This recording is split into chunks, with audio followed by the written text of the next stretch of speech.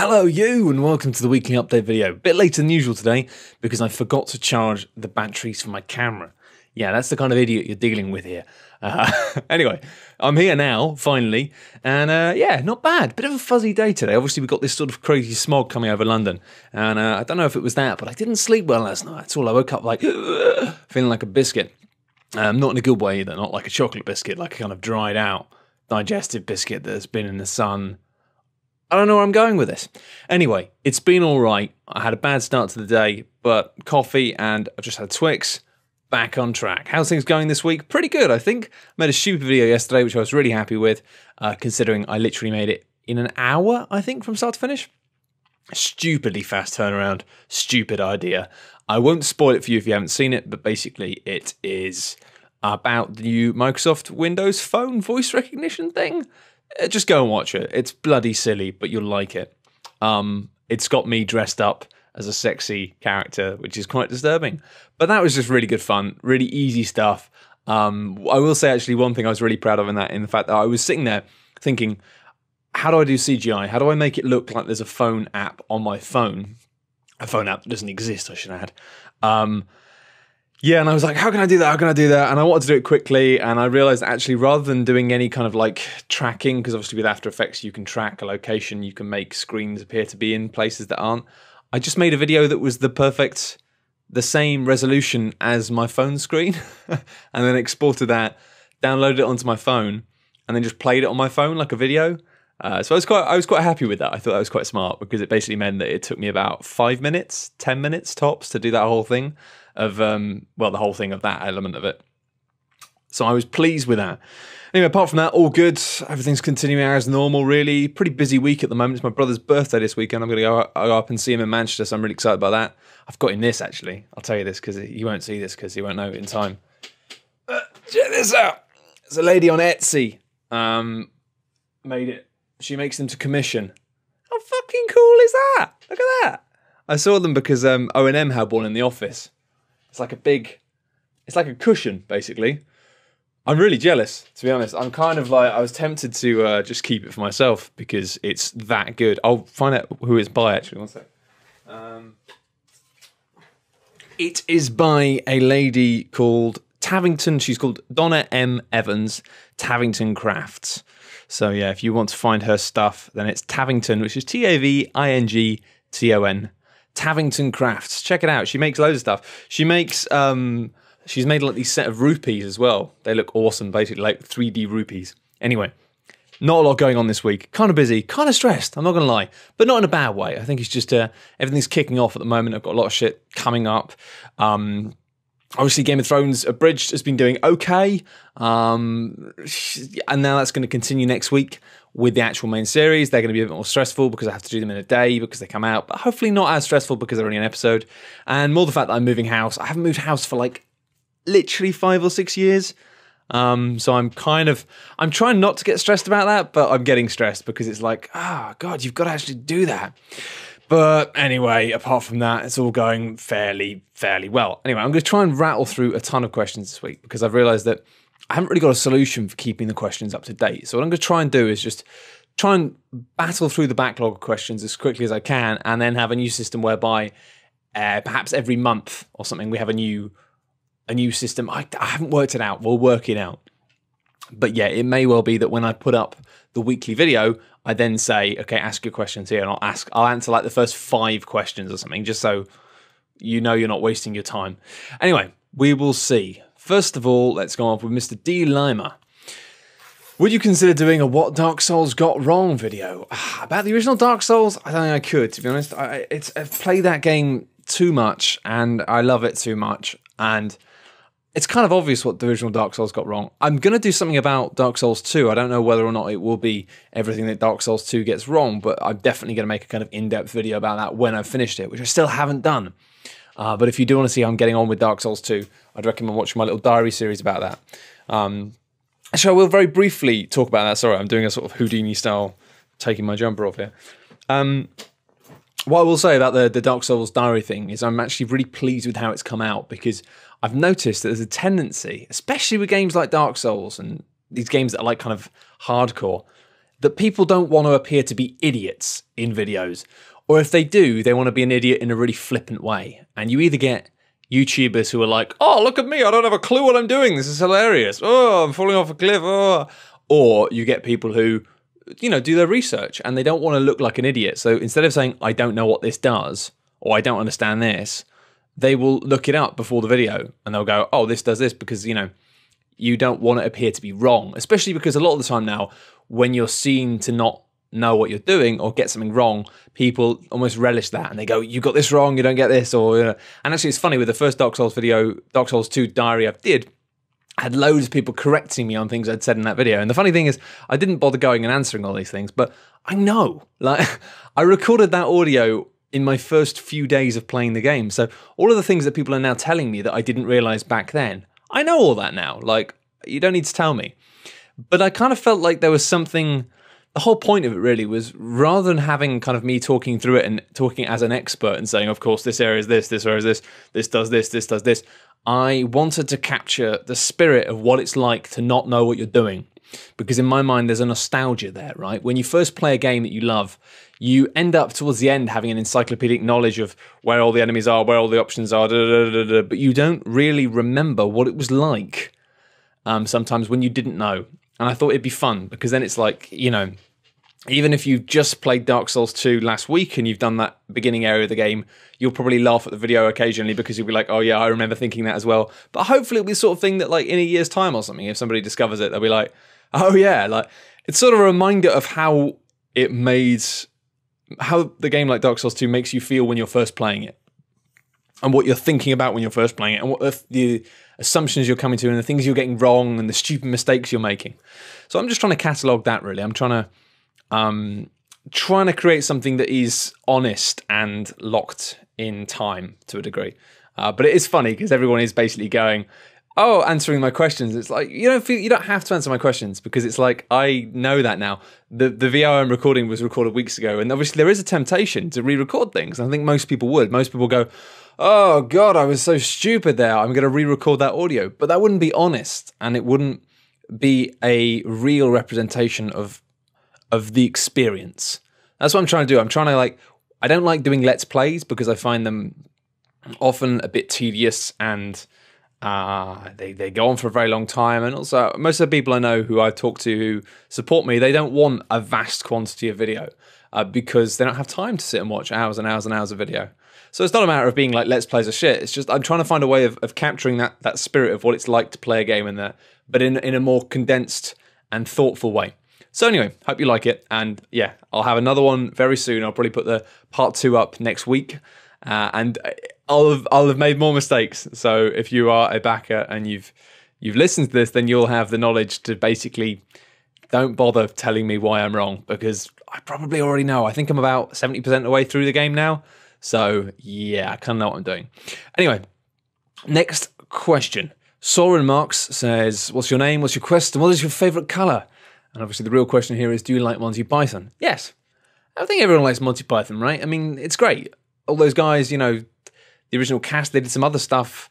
Obviously, I bloody like Faulty Towers, but even stuff like there was a program called How to Irritate People, which was very, very funny. Yeah, I mean, it's great. I mean, I wouldn't say it's like hugely formative. I know a lot of people who like love Monty Python, and their humor and sense of humor is clearly very inspired by that. I think I've got a twang of it, but nothing major. I reckon, to be honest, if anything, actually, I've probably got second generation influences. I wouldn't be surprised if some of the comedians that I've been influenced by quite heavily and love were influenced by Monty Python, because they've been around for fucking ages. Taryn Miller asks, how do you feel about indie games? This is basically a question about the fact that I've talked about how I can't be asked dealing with PR departments and all the red tape and all that stuff. He says, would you be interested in basically kind of talking with indies rather than big publishers? And it's like, yeah, I kind of would. But again, it's the issue with this is time and admin. And the fact that the one advantage that big companies have is they'll get in touch with you. If they want you to check out a game, they'll fire you an email and they'll say, do you want a free copy of this? Do you want a preview copy of this? Whereas largely, you know, with smaller indie studios, they don't have the capacity and the time to be reaching out like that. They're just trying to make a game. And I think that the issue I'm mainly concerned about right now is what I'm trying to do is I'm trying to just play games and do videos about games that interest me personally. And it's just a case of me trying to keep an eye out for that stuff. because I have received codes for stuff from a few publishers that I've tried to check out, but haven't felt I've been able to check out enough to make videos of yet, which is really lame for you guys. I apologize. That's my biggest thing I still need to work out at the moment, is I need to have more time to play games. I've got plans for that, but immediately it's going to be tricky. I'm still trying to work it out. But I guess it then comes down to the issue of you end up naturally giving, like, it's so easy to just give more attention to people just because they've sent you stuff, you know? And it doesn't feel fair. It feels like if I'm just being sent stuff, whether it's from a big publisher or an indie, if it looks like it's something that's well up my street, I'll check it out. But often it's like, otherwise it kind of feels unfair because I'm giving more coverage to people just because they have more of a capacity to do the PR outreach, which is how the whole system works. I get that, but I don't know. Something about it doesn't rub me up right. So what I try and do is I try and keep an eye out on Twitter, and if there's games that people are talking about that look really exciting, I will check them out. But as I say, at the moment, not having nearly as much time as I need to.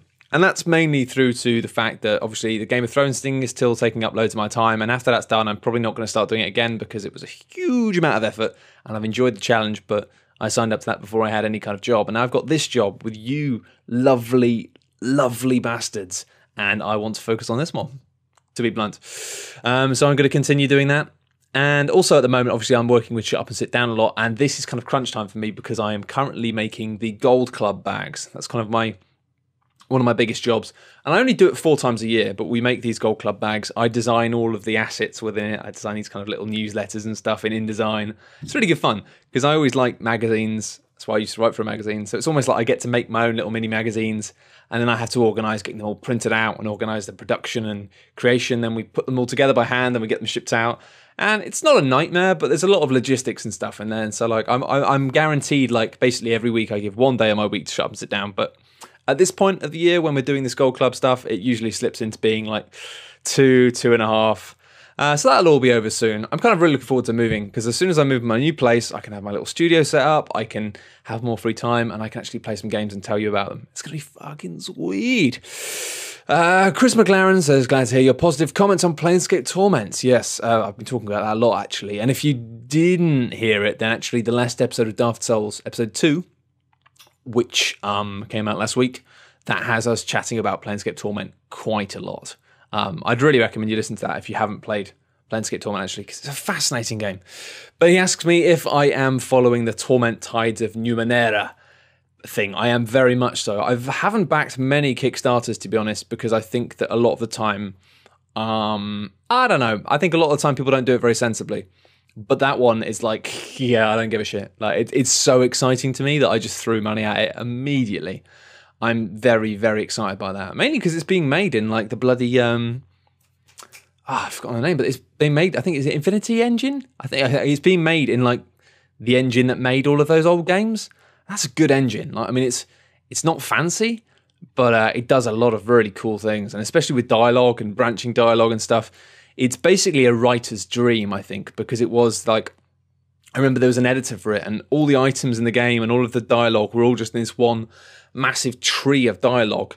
And I think it's they used something similar for Mass Effect, but I think that I get the impression that the Infinity Engine like was the daddy for that in terms of like having like tons of variables all linking together to make conversations feel really reactive and real. And yeah, it's going to be really cool. I'm actually I might actually get in touch with those guys because that's the sort of thing when I have got more time. I do want to have some outreach with some of the developers, and I think it'd be awesome to do something about Numenera. So it might actually be a case of getting in touch with them and being like, hey guys, can I come and talk to you about your game? Just because it's like I know enough about Torment and stuff, and I know enough about that type of game to have I could have a really, really interesting chat with those guys. And actually, somebody who used to work with CD Projekt Red got in contact with me and told me that it wouldn't be a bad shout to get in contact with CD Projekt about doing stuff for The Witcher 3 perhaps. So I do have people I want to get in touch with. It's just amazing. You realise how difficult it is to do something as one person. I am actually kind of like, whilst I don't like, it's not I don't agree, but I don't personally like the kind of YouTube content that most YouTubers make in terms of like aiming for kind of quantity over quality a lot of the time. Sometimes quality as well, but let's be honest. I have huge amount of respect for the quantity of work they do, because I find myself, I don't find myself thinking like I'm really doing enough a lot of the time. I don't have much free time, and I just think, wow, I'd love to do more. And it's not like me bullying myself, thinking that I'm not doing enough because I feel like I'm doing the best I can, but I'd love to be able to do more. I'd love to be able to have more time to play more games, to make more videos about more games. Just because I feel like there are so many games that I really could pop up and I go, I really want to play that and cover it, and then I just don't have time. It's gone, and so many games. It's ridiculous at the moment, especially. It's got pretty crazy. Matthew Evans asks, what do you think about integrating your Patreons into future Dark Souls 2 Pants Man, be it through pre-organised co-op, a time/location for invasions, or even real-life couch-side narration? Assuming your patrons aren't axe-wielding maniacs. Real-life couch-side narration, probably not. That's going to involve quite a lot of logistics. And whilst I do definitely want to meet up with some of you guys at some point, I don't know if it would be a wise idea to start publicly talking about where I live on the internet. Not because I think you guys are nutters, but I think that one thing I've been taught about the internet is at any moment you can suddenly have a huge number of people coming at you and meaning you harm, whether that's physical harm or just mental harm.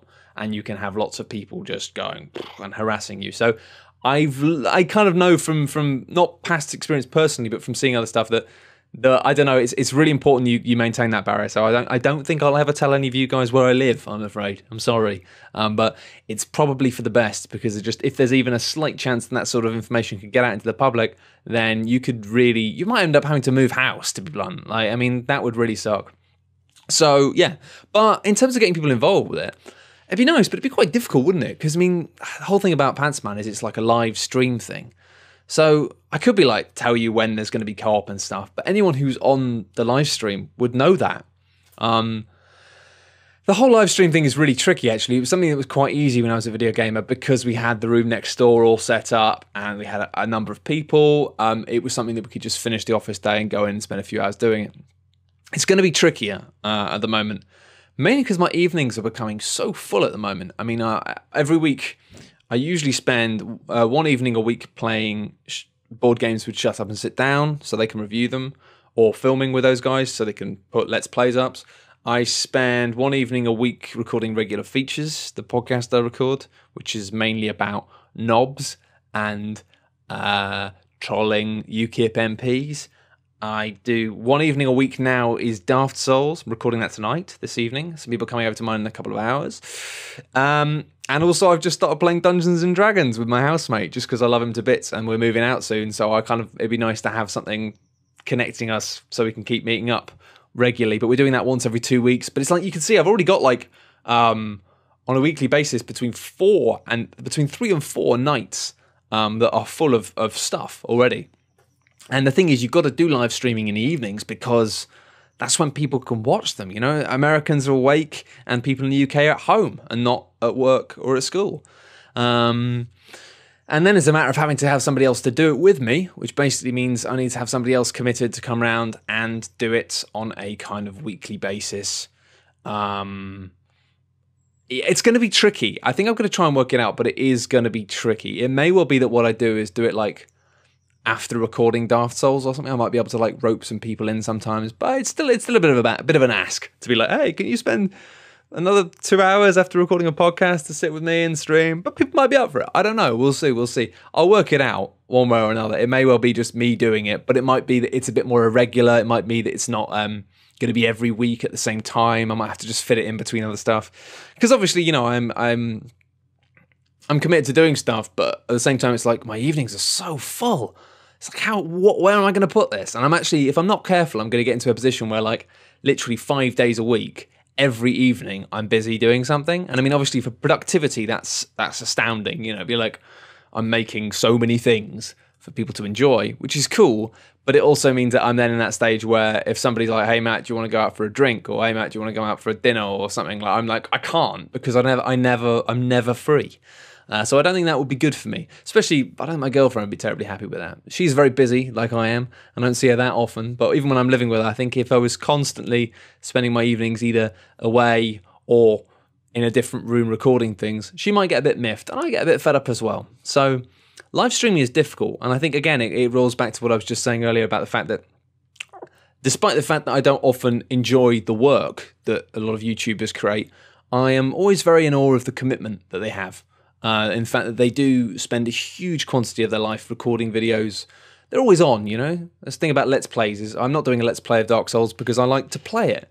I like to play it like everyone else does, of feeling like that intensity and just concentrating 100% on the game and not having to worry about saying anything funny, or I don't know, like I like to have that space. And if you're not careful with those guys, it's like everything they do is a kind of vague performance, and it's always like, I'm going to play a game now, which means switching on cameras and microphones, and I like doing that. But sometimes I kind of feel like I need some time to switch off, and I'm amazed that those guys can manage to do it, particularly with all the streaming and stuff, of just being like, just spending an evening not just playing games and relaxing, but playing games and broadcasting.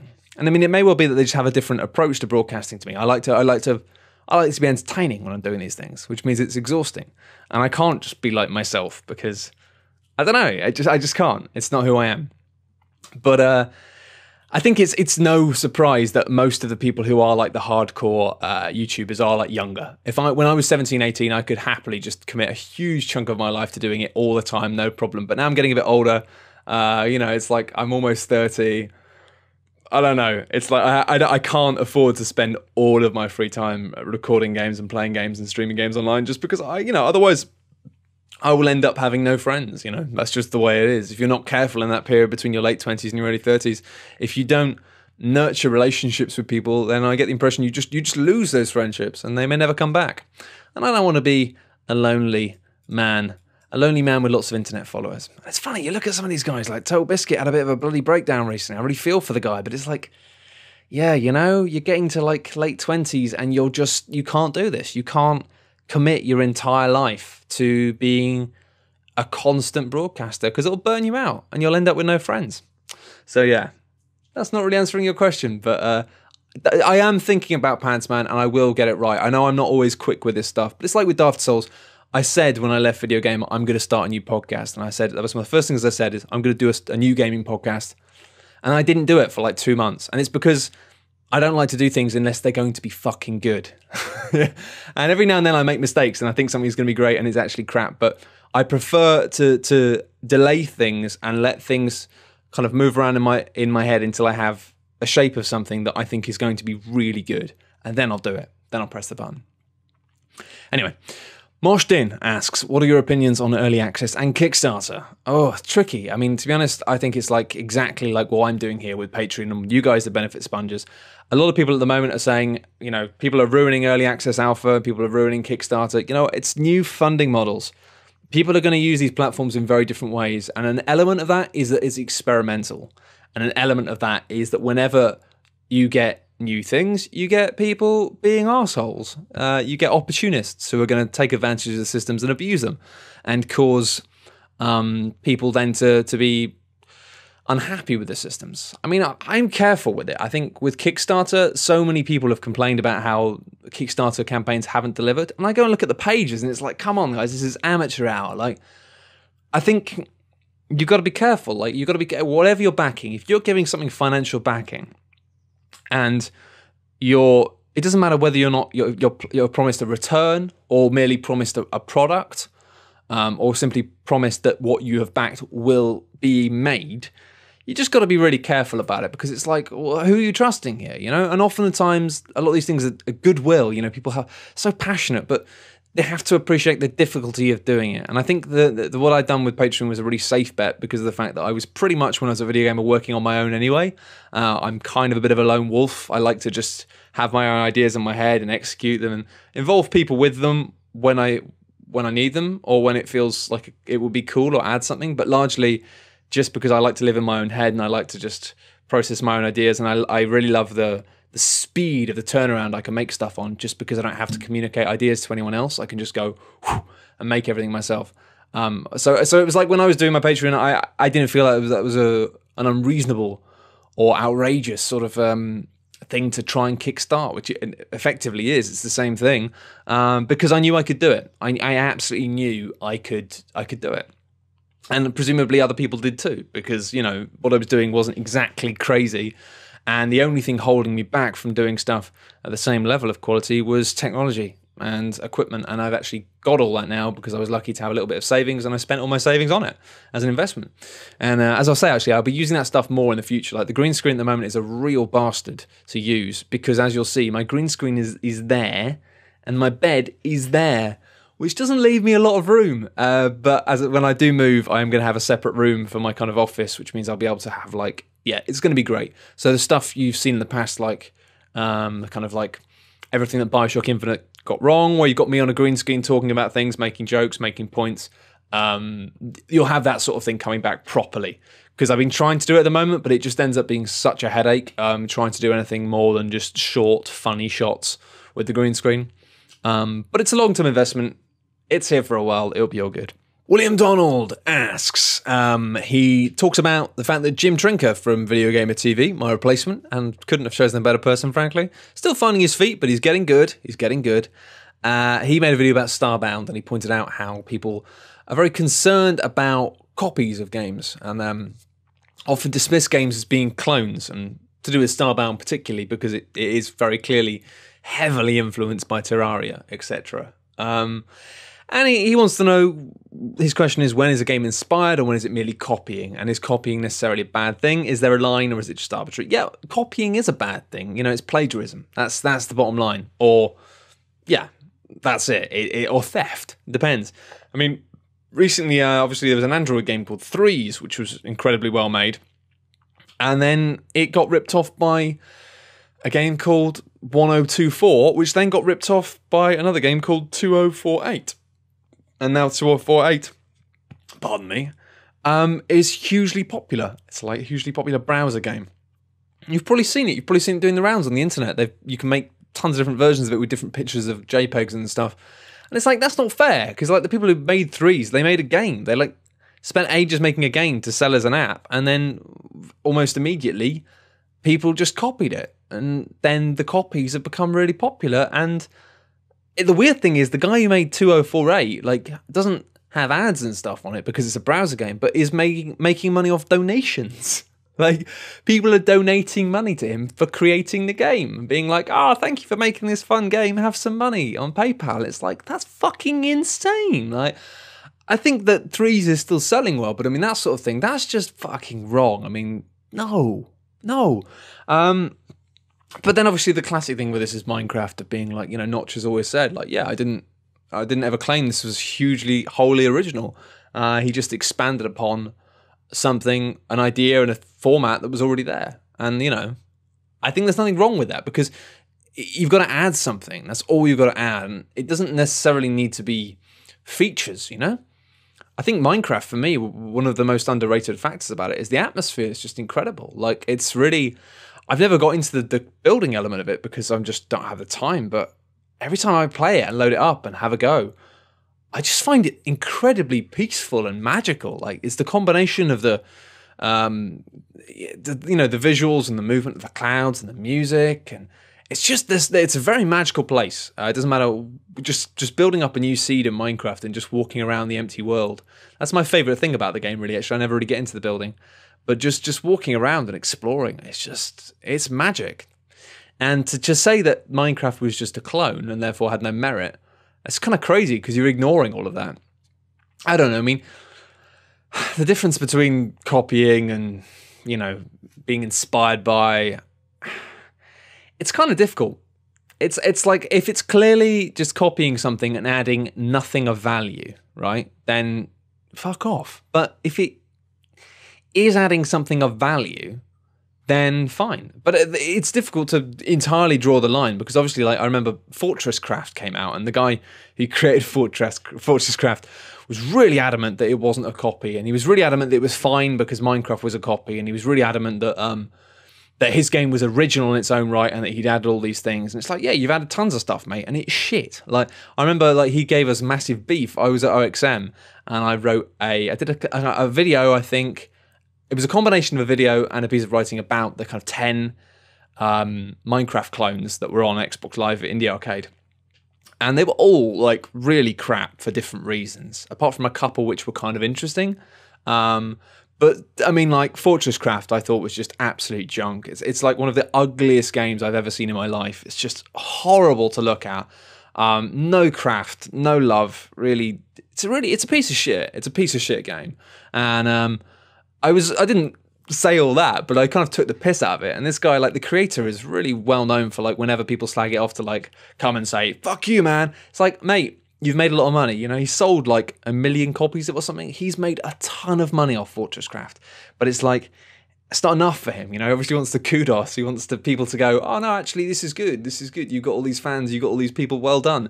Fuck off. You've made a lot of money making a very ugly and unimaginative clone. And sure, there are loads of features and stuff they've added to it, but it's just bad. It's very, very, very bad. And so that, whilst technically is not a copy and obviously has no, you know, no one gives any grief because Notch knows that Minecraft wasn't original in the first place. I think when you have people who've clearly taken a formula and not really adapted it or added anything of real worth, then that is bad. But then, as I say, who's the fucking arbiter of that? The big problem with that is, you know, the guy who made Fortresscraft, in his mind, he honestly thinks that he's added loads of stuff which is really worthwhile. Be it like, you know, the ability to have like more blocks on the screen, or the ability to make these like compressed little sculptures out of lots of blocks to make detailed block creations and stuff, or, you know, the fact that you can run around with an alien gun or what, I can't fucking remember. In my mind, it's junk. It's like worthless. It's not worth having. It's crap. It doesn't make the game better. But then, yeah, then you're in the whole realm of critics, basically, of saying, you know, this is a worthless clone. So, tough question. Sorry, there isn't really an answer. Finally, he asks, he says, I've heard from you and Total Biscuit, you both hate Hershey's chocolate. Why? Easy. Halitosis. After eating Hershey's chocolate, it makes my mouth taste of shit. That's it. I don't mind the taste initially. I think it's got a cheap, sweet taste, but it leaves a really nasty aftertaste in your mouth. And it's like, I don't want to eat something sweet that leaves a nasty aftertaste in my mouth. Same thing's true of Maryland cookies. I can't help but wonder if it's a purposeful thing, so that you'll eat some, get a nice taste, and then it'll be replaced with a nasty taste, so you'll eat some more. I don't know, but whatever it is, like, fuck off. No, not going near it. Mr. Zach, just called Zach actually, asks, vitally important question here, re Space Harrier. Is it a man with a flying gun or a flying man with a gun? It's a man with a flying gun. Next up from Toby Eagleston, he says, for future content, would you ever be open to having other voice artists? He's clearly trying to hint, says, I'm so bad at hinting. But would you ever be open, kind of like submissions or competition type deals for a role? I don't know. I mean, to be honest, like, probably not.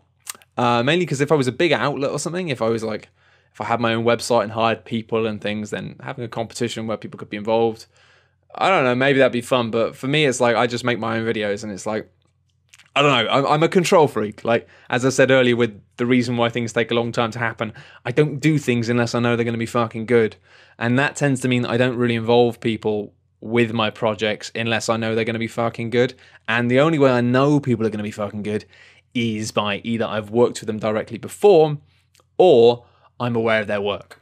And that's as simple as it is. So the short answer is no. But the long answer is, if you do want to collaborate with me and be a voice actor, voice artist, or do any element of collaboration with me, the only way that will ever happen is if you become really good, to be blunt. So if you want to do that, I'm not saying it's impossible. It may well be that 4 years from now, you'll end up doing stuff with me, sure. But yeah, I tend to only really involve people if I know they're going to be really good. So I've had Steve Hoggerty's appeared in a couple of my videos because I know him well enough to know what characters he can do and what he's good at, and I can basically just give him a really simple brief on what I need, and he'll get it back to me, and it'll be perfect. Same's true with Gav Murphy. I occasionally get him to do some voice stuff for me just because I know what I'm getting. It'll be good. I'd like to do some more stuff with Quinton in the future because he's very fucking funny.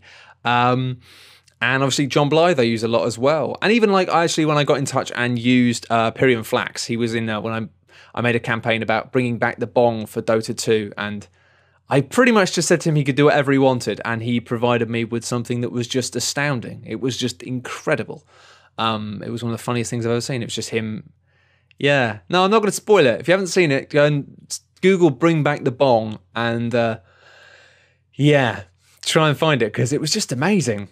But generally speaking, that's the way it goes, really, you know. Yeah, I think if you get into that territory of being like involving kind of user created stuff, it just, what are you watching anymore, you know? It becomes becomes fan service to the point of you're no longer serving your fans, if you know what I mean. You're serving individuals, whereas I am such a horrendous control freak about the nature of my work and how it gets put together and how everything is done that I only involve people when I'm not a control freak for the people who work with me, I should say. Like I do give people very loose briefs. Either way, it sounds weird. And I do let people do whatever they want, but only when I know them well enough to know that they have the comedy chutzpah to pull it off without me having to go, no, that's not right. Can you do it again? So yeah, start practicing now, and in 4 years' time, you might be really, really funny on YouTube, and I might be just. I mean, basically, the main way people will get involved with what I'm doing is I'll get in touch with them. Like that's the long and short of it. If there's people whose stuff I like, I try and work with them in one way or another. That's simple. Tim Ashton says, hey Matt, how do you feel about the fact that Windows Live is being shut down, effectively making Dark Souls unplayable? And in general, what are your opinions on DRM as a method of preventing piracy? God, difficult. DRM preventing piracy, major issue. I think that there's, a lot of bullshit about that. The long and short of that with the whole DRM thing is that people bitch about DRM and say it's fucking evil and I hate it and I hate it and I hate it. But then when you have games coming out being like, hey, we're not going to use DRM because we aren't like those guys. What happens with those games? They get pirated to fuck. So it's like, you know what? Like people need to stop bitching about DRM and people need to start actually kind of like bitching at people they know who are stealing games. That's the long and short of it, really, I'm afraid, because it's like when people go out their way to show goodwill, 9 times out of 10, they lose lots and lots of money. And it's not like, oh, those poor greedy fat cats. It's people not being able to fund their next games properly, It's bollocks. So, yeah, DRM is getting worse because piracy is a major problem on the PC and Android. I mean, that's why no one releases Android games, That's shit, right? I don't want an iPhone, but I don't play any mobile phone games. I don't play any mobile phone games because most game developers who are smart just don't bother releasing games on Android because they get pirated, like loads. So, yeah, that's kind of long and short of it. I know it's not a popular opinion, but honestly, I think that's the bigger issue, frankly. Having bullshit that sometimes gets in the way and makes playing a game a bit of a pain, that's annoying, but I think people not actually getting paid for the products that they've made is a bigger problem. Anyway, games for Windows Live having shut down, however, is just a fucking travesty because I still haven't managed to install Viva Pinata, and that's filled with fun and promise.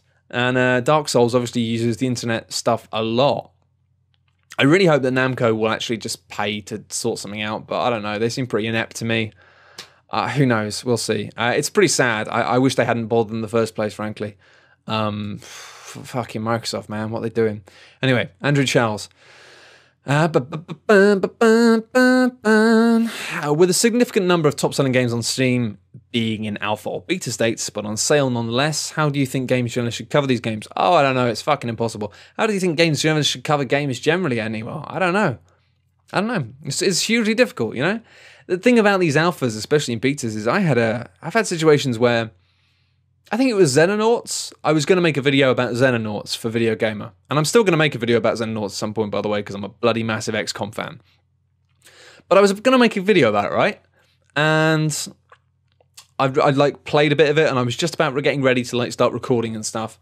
And then they released a massive patch, which wiped all the saves. And I was like, oh, I don't have my saves. That's a real pain. And then it was I started playing again. And then they were like, oh no, there's another problem. We've had to wipe back that thing. And it was just the issue is you can kind of make this you can make a piece about it, you can write about it, and then it may well be that 3 days later, that piece will be irrelevant because they've just substantially changed the game again.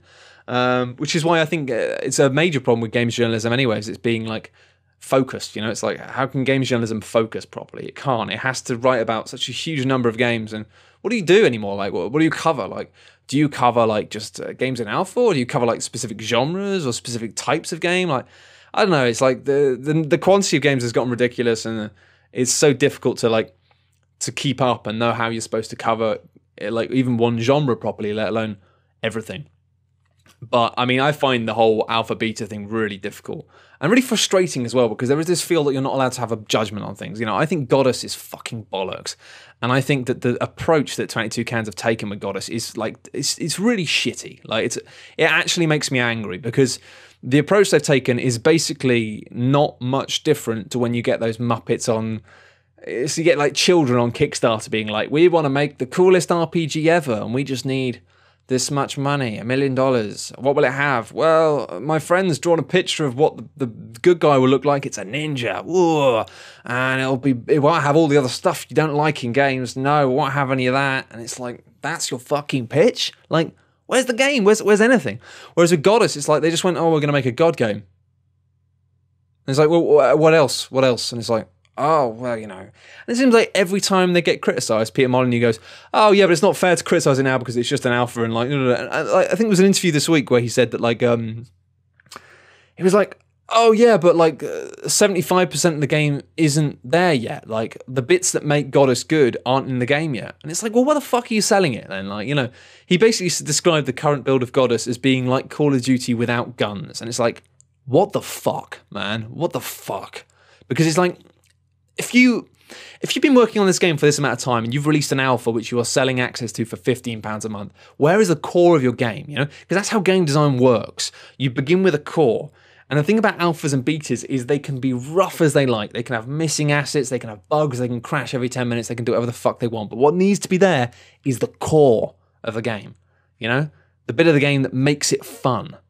And like Goddess doesn't have that. And they keep just like going, oh no, we're changing it based on fan feedback, and saying, oh, the game won't be ready until fans are happy. That's not how game development fucking works, mate. And the thing that annoys me the most is Molyneux knows that. All the people at 22 Cans, not all of them, obviously, some of them may be junior, but you know, Molyneux and I'm sure some of the other people there, they're not new to the industry, but they're behaving like they are. They're behaving like idealistic, naive children being like, oh, we don't know, we'll just keep doing it until it's fun and keep changing things until it's fun. It's like, that's not how product design works. You have an idea, you know?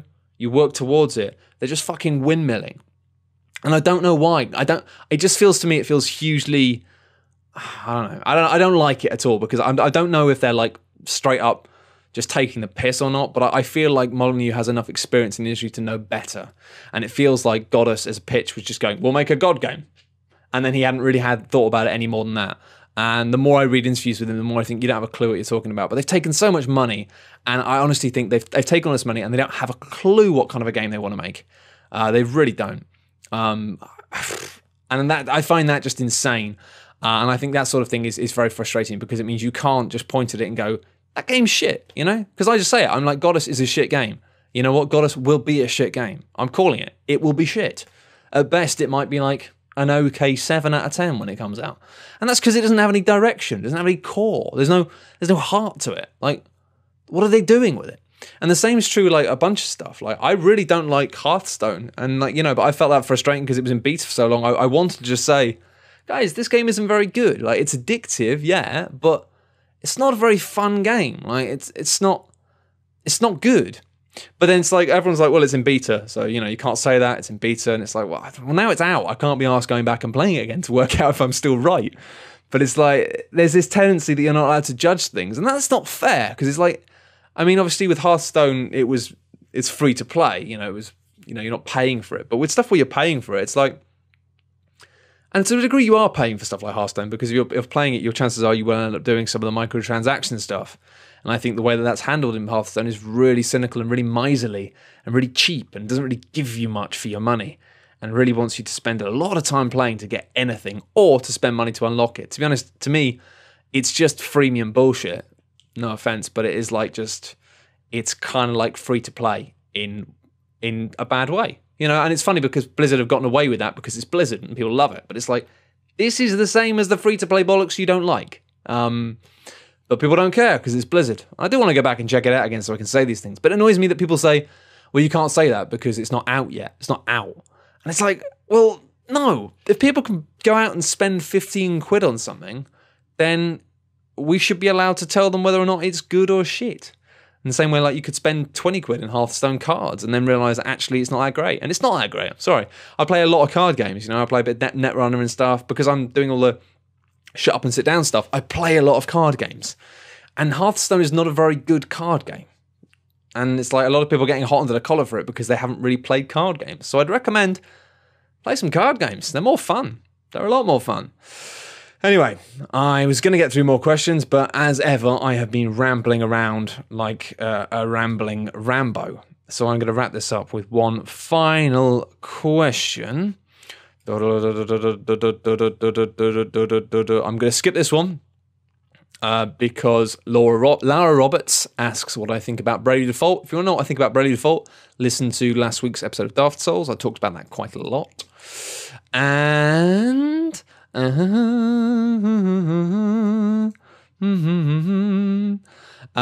Oscar Deus asks, how did I get my job in PR and how did that lead to getting into games journalism?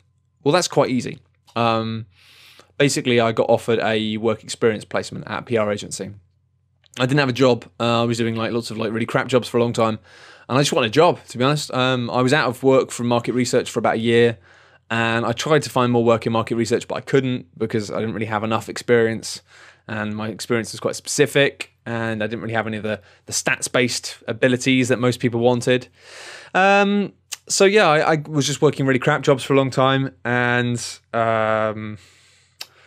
basically a friend of a friend put me in touch with this PR agency and said, oh, this guy knows about games. It turns out that basically I was like, I didn't know what PR was, but they offered me a week of unpaid work experience. So I just thought, well, sod it. I'll find out what PR is because I didn't know what it was.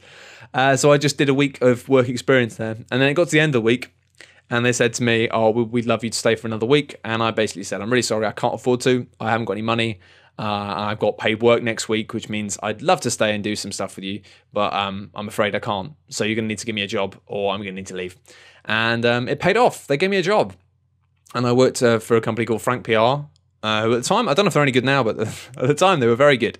And basically they just signed up a deal with Activision, not that much earlier, and they needed a kind of games expert. And I was just kind of really lucky, right place, right time, in the fact that I knew tons about video games and the video games market, and that's exactly what they needed. So basically, I was at the right place, right time, and got a job. But I was super lucky because actually lots of people have been working now on work experience for literally about 4 months without getting a job. This was like back before the whole unpaid internship thing became a kind of actual legal thing that got fixed to a degree.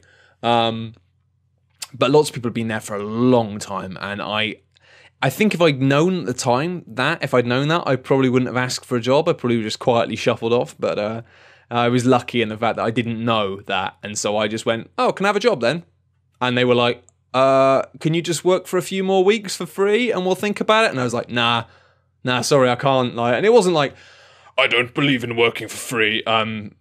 It was just a case of, I can't afford to. I really can't afford to. Because I don't think there's anything wrong with working for free. I think that... Well, I do actually. I think you should never work for free, but I don't always think that work has to be about earning money. You can always get something. So if you have a work experience placement or an internship or whatever, if you're getting something out of it, then it's fine. And sometimes you will and sometimes you won't. Sometimes you'll turn up for a work experience and they'll have you doing bullshit. And that's usually the way it starts. You start off doing bullshit. They give you a nonsense task that's just like no one wants to do, because that's often what work experience or interns are used for. I don't want to do this, you do it. Because you basically effectively become the most junior person at the company. But if you nail the fuck out of that work, if you just do it really quickly and really well, then people will go, oh, you're actually all right. You're not stupid, because most people are. And then they might basically kind of give you something better. But some places won't. Some places will just keep doing shit for weeks and weeks. It's like, if you're not going to get the opportunity to do anything that's challenging you, then it's not worth doing. And that's why I think a lot of time people say that unpaid work is wrong. I don't agree with that.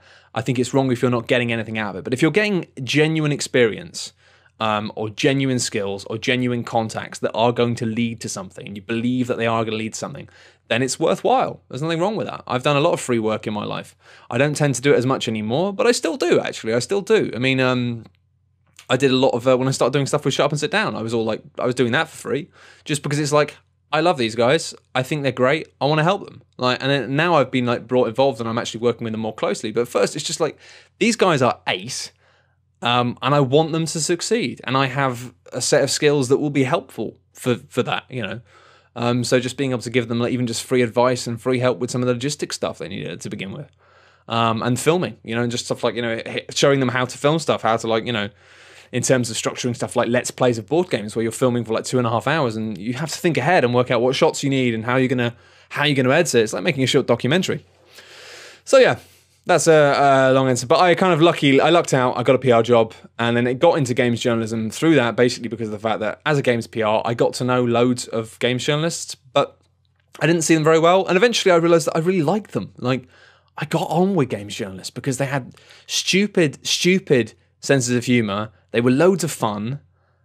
They're just basically like they're really cool geeks. They're people who like the same things as me. They like video games. They like geeky TV. They like board games, and like there was no shame in any of that. And they were all really smart, funny people. And I found myself eventually telling jokes in the PR agency that nobody got. And I just got so fed up of like kind of being a weirdo. I was like, I'm just the weird guy here. Like no one really knows who I am, and people know I'm good at my job and they respect me, but everyone's like, yeah, that guy's a bit weird. And I didn't want to feel weird because I didn't think I was weird. And I am, obviously, but not in a bad way. And I realised that when I was spending time with games journalists, I didn't feel like that. I felt just fun and normal. And it was really cool. They got my jokes and it was a laugh. So I just decided I wanted to spend my time working with those people, really. And so I tried to get into it. And that was pretty much it. I then kind of kept an ear out. I practiced my writing. I spent basically about 6 months just writing as much as I could and making videos and just practicing, really, just being like, I kind of knew that eventually a job would come up within the games industry because there aren't many jobs, but I knew that one would come up eventually. And I'd heard rumors and murmurs that there might be a job at OXM about a year before the job actually came up, maybe 8 months. And so I kind of knew that job might appear. And on that basis, I then spent about 8 months I did a lot of blogging. I made Matt and Steve's Amazing Week. I just basically like tried to make as much stuff as I could. Mainly so I'd have some sort of portfolio so that when the job came up, I'd be able to go, well, look, here's my writing, here's this. And also having got better at it, I'd be like, well, look, I'm quite good now because I've done it loads. So that was it, really. It was I was lucky that I heard that there was going to be a job about 8 months before it appeared. And it just meant that I then spent 8 months doing a Rocky montage. But that's always going to be the way. There are always going to be jobs in the future. But the problem is if you start thinking about how you can get a job when the job gets announced, you're too late. You need to prepare for it in advance. And it isn't just about like, you know, ironing your suit and writing a CV. It's practice. You just got to practice. You've got to make things and make them for no one. Just because every time you make something, you'll get better at it. And that's just life. That's how you do it. And finally, actually, a second question from Oscar Day. It's breaking the rule of having more than one question, but it's a quick one. Also, where did the jam sponge thing come from? Easy. Somebody's replied, Matt Metcalf has replied beneath, saying a jam sponge is a slang term for a tampon. And Oscar says, honestly, that makes sense, I suppose. No. It annoys me because that's true, but I didn't know that was true until very recently. No, it's named after the cake. I wouldn't have a name like that. That'd be horrible. No, it's because I was signing up for Hotmail many years ago, and I was eating pudding whilst I was signing up for a Hotmail account.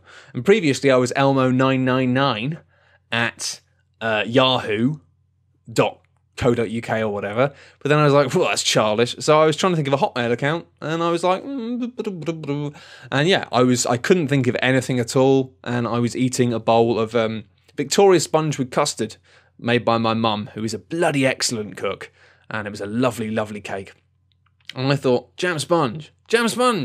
So I just became Jam Sponge. And yeah, then I used that just in games and stuff. It kind of replaced my old moniker of Magic Pants as my kind of strangely non-macho name for vaguely macho games. And Jam Sponge just stuck. I've just been Jam Sponge ever since. But yeah, that's it. It's just pretty much just because I like pudding. I like Victoria sponge cakes. But it's not tampons. No, it's bloody not. That's horrible. Ugh. Bloody horrible. Anyway, I haven't managed to get through all the questions by quite a bloody margin, which is incredibly annoying. But the number of new questions being added is getting shorter. I'm getting there. I am getting there. And as soon as that backlog is gone, we will manage something new. Anyway, I will see you all next week. This has been a slightly longer than usual, and I'm bloody knackered. I'm going to go and have another cup of tea. And hopefully, FTL Advanced Edition will be out. I've got something very cool for that planned, actually. I have actually, I won't say any more, but I've commissioned a guy who I know vaguely on Twitter who does some awesome concept art to do something simple for me, because I want to make a little video to do with FTL, and it may involve me wearing a silver jumpsuit. But you'll have to wait and see. That'll probably be next week. Fingers crossed. Anyway, thank you very much for watching, guys. I appreciate it as ever. And actually, just finally, just a mega thank you to all of you guys who have been benefit sponges. Obviously, it's the second month now. And yeah, it's kind of crazy. I get an email from Patreon being like, yeah, we've got your money from these guys. And it's just like, it's amazing. Like, you would not believe the amount of crap work I've been able to turn down in the past 3 weeks. I want to kiss you, because honestly, I knew I would have to do some shit stuff to make ends meet as a freelance video guy. But the offers that have been coming in, like, you know, not to slight any of them, because I do appreciate offers, but, you know, like advertorial videos and stuff, and you wouldn't have liked it, let's be honest. Like, it would have been a bit crap. It wouldn't have been mental, and yeah, it would have been bad. So thank you so much for allowing me to do this and allowing me to do something different. And I hope that you guys continue to love what I'm doing. 2 months and hopefully many more to come. But yeah, you've really changed my life in an awesome way. So thank you very much, and I'll see you next week. Bye!